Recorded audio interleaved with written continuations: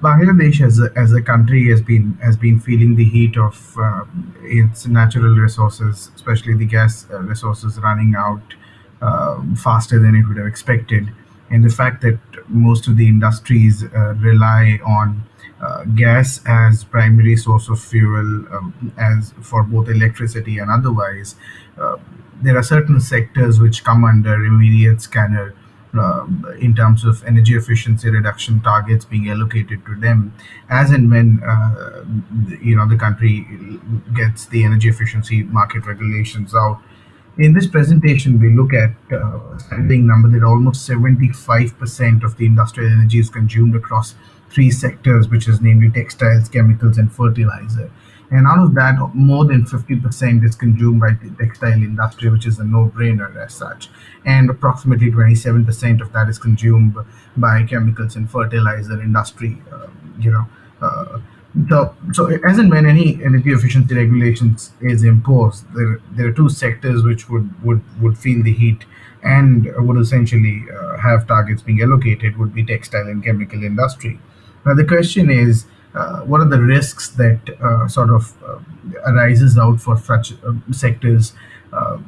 Especially given the fact that the government might be under consideration of releasing energy efficiency targets, regulations, so on and so forth. We see there are four important pillars which needs to be addressed. One is benchmarking in terms of the unit being completely aware about where the performance indicators are in comparison to the units across the sector in the country.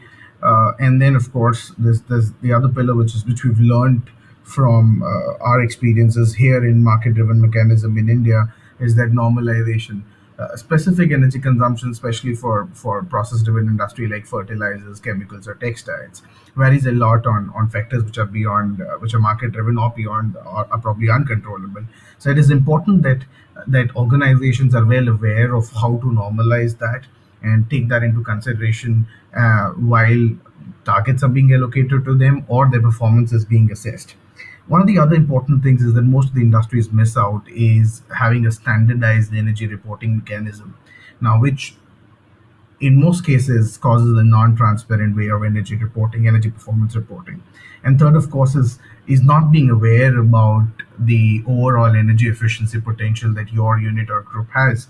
Now, that does not let you take part in the consultative process during the market making or target setting phase as you would be able to do had you known the overall potential. So the question is, what can the textile and chemical industry do to manage such risk? Here's a quick checklist that we have provided. One, get your scorecard in place, which drop energy performance scorecard, track where your unit and group stands with reference to the global standards. Second, know the overall energy efficiency potential that your unit or group has, not just the small technology changes that you would do or the change in equipment, but overall energy efficiency, productivity improvement potential that your unit might as well have. Third, very important, get a comprehensive energy data strategy in place that can help you assess, report, and manage your energy performance in a transparent manner. And of course, do it in a way that's faster, better, and cheaper. And the last of it, have a strategic long term roadmap on where you're going to be investing on energy efficiency and with clear focus on sustainability. And when we talk about sustainability and energy efficiency interventions or investments, we essentially talk about the energy efficiency interventions running not just for the period of the ROI calculations that we've done, but beyond that, so that it can yield you back or it can earn money for you, which can further go on to some more investments.